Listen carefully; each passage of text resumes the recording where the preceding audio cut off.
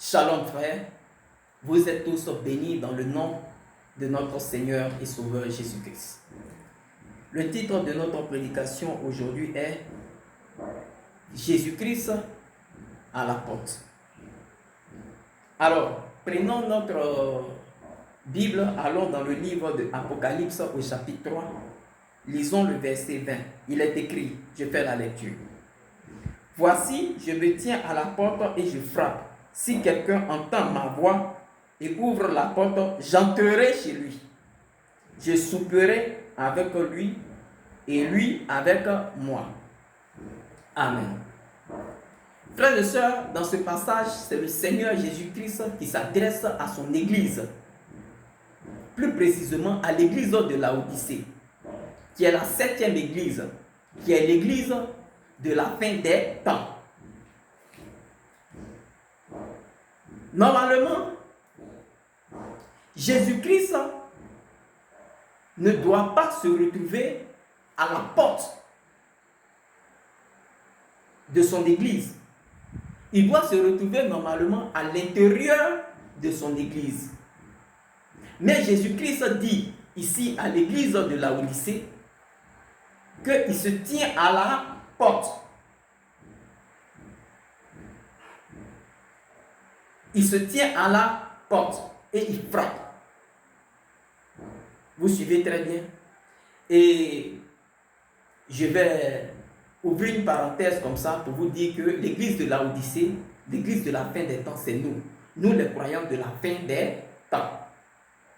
Vous savez, nous les croyants de la fin des temps, c'est nous qui sommes l'église de Laodicée. Christ nous dit que lui se tient à la porte. Que lui, il est à la porte.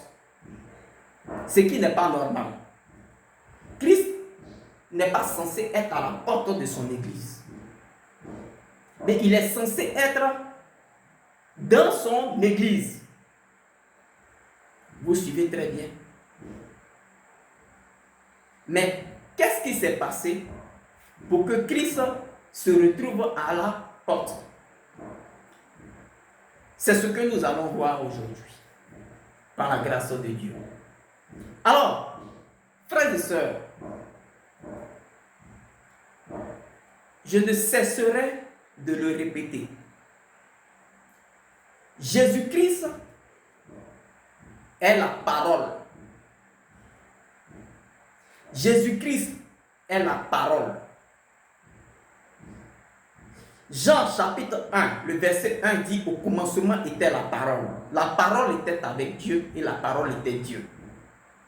Au verset 14 de Jean chapitre 1, il est dit que la parole s'est faite chair et elle habitait parmi nous.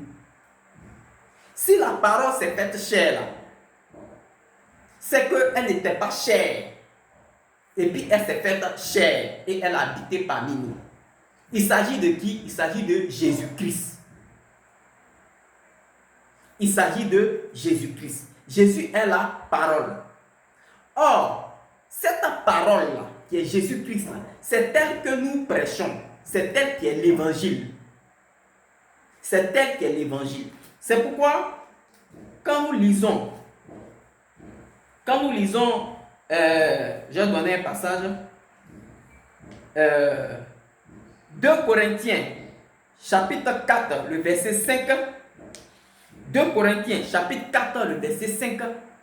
Les apôtres disent, les disciples disent que eux là, ils prêchent Christ.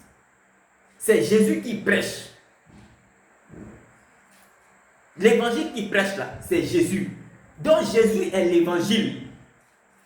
On va lire ça. 2 Corinthiens, chapitre 4, le verset 5. 2 Corinthiens, chapitre 4, le verset 5. J'y suis. Ça dit ceci.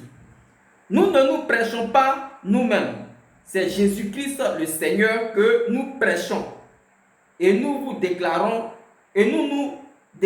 vos serviteurs à cause de Jésus. Ce sont les disciples qui parlent. Ils disent que ce qu'eux prêchent dans l'évangile là, c'est Jésus-Christ. Suivez très bien. Et quand nous partons dans, on appelle ça Jean chapitre 6. Jean chapitre 6, le verset 63.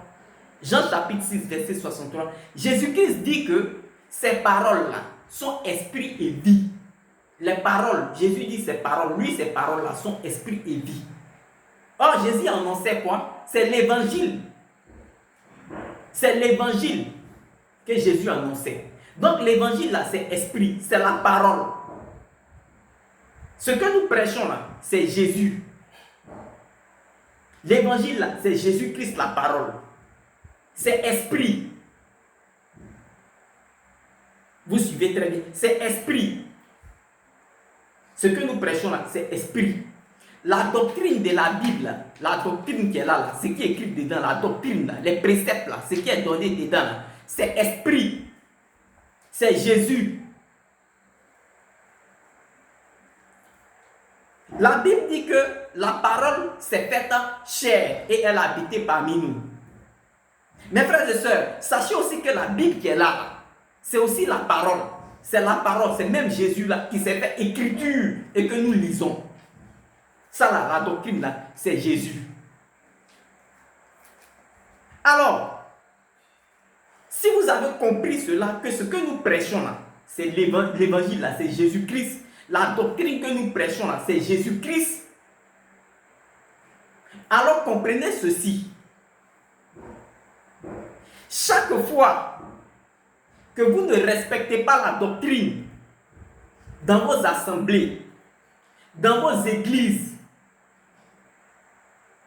que vous ne mettez pas la parole en pratique, que vous refusez de mettre la parole en pratique dans vos églises, dans vos assemblées, vous mettez Jésus-Christ, la parole, à la porte. Suivez-moi très bien. Suivez-moi très bien. Quand la parole vous dit que la femme ne doit pas enseigner, c'est la doctrine, et que vous n'écoutez pas, vous faites autre chose, alors vous mettez la parole qui est Jésus-Christ là, la parole qui est Jésus-Christ là, vous la mettez dehors. Vous la mettez à la porte, vous faites autre chose, vous la repoussez, vous la rejetez. Lorsque la parole dit que la femme ne doit pas prophétiser en ayant la tête non voilée, et que vous ne mettez pas cela en pratique, or c'est la doctrine, c'est ce que la Bible demande. Vous mettez Christ dehors, parce que la Bible là, c'est Christ.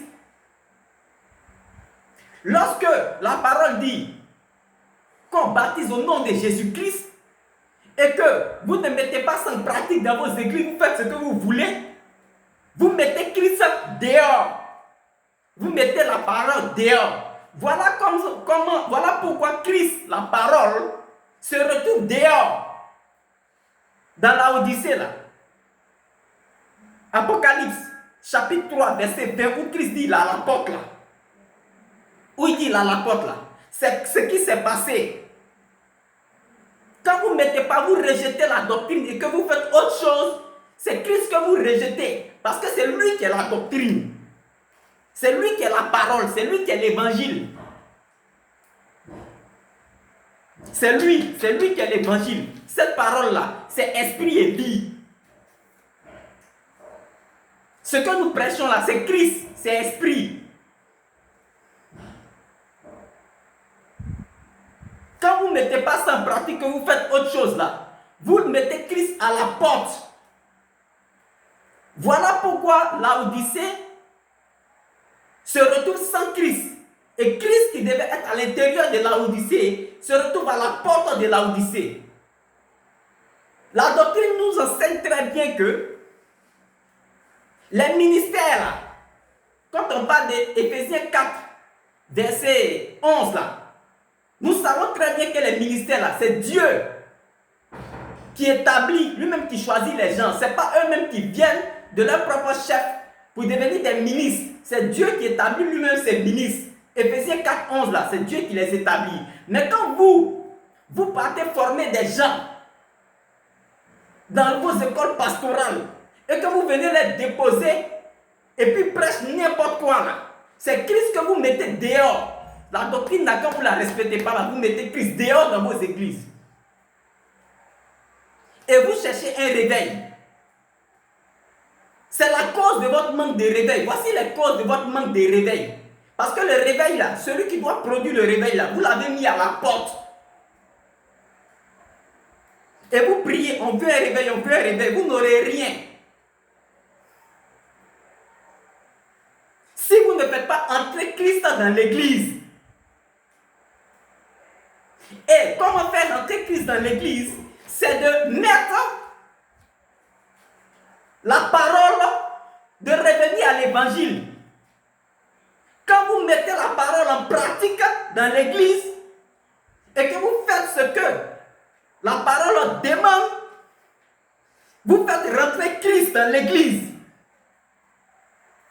Mais lorsque vous rejetez et que vous faites ce que vous voulez, vous mettez Christ à la porte. Mais qui vous donne la vie? C'est lui. Qui produit un réveil? C'est lui. C'est pourquoi vous êtes mort spirituel. Sinon, mort spirituellement. C'est la raison de l'endormissement de l'église, du manque de réveil de Laodicée là. C'est ça. L'église de Laodicée, Christ est à la porte là. C'est la cause. Le réveil que vous demandez là, vous-même vous le mettez dehors. Et puis vous priez, oh, Seigneur, on veut un réveil, on veut un réveil, on veut un réveil. Oh, vous l'avez mis dehors. Celui qui va produire le réveil là, le Saint-Esprit là, qui est la parole, qui est Christ là, vous l'avez mis dehors. Je répète, quand vous ne mettez pas ça en pratique et que vous faites autre chose, selon vous, votre pensée, vous ne faites pas le baptême qu'il faut. Les prédicateurs ne sont pas établis par Dieu comme il le faut. C'est-à-dire, c'est les ministres là, ce n'est pas Dieu qui les positionne dans vos églises, c'est vous-même qui partez les faire former, vous choisissez qui vous voulez. Vous partez les faire former et puis vous pensez que ça va aboutir, ça va donner un réveil. Non!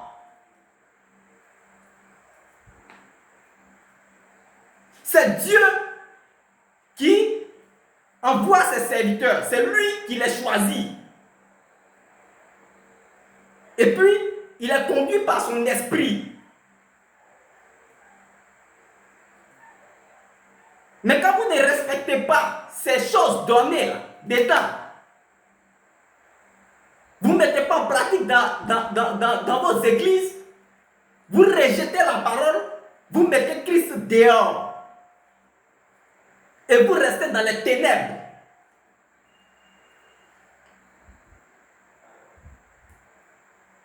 Voici pourquoi Christ est dehors. Voici pourquoi vous manquez de réveil. Inutile de se mettre à prier.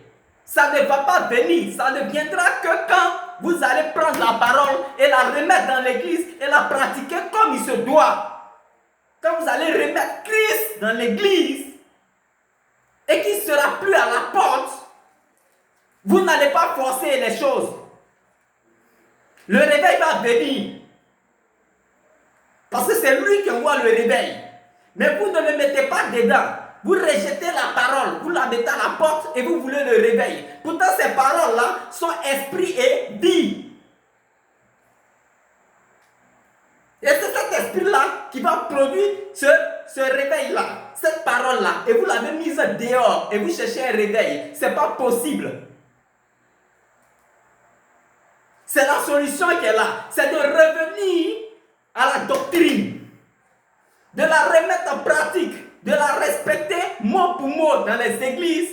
Voilà ce qui va produire le réveil. Voilà comment Christ va rentrer de nouveau dans son église. Car il est lui-même la parole, la doctrine.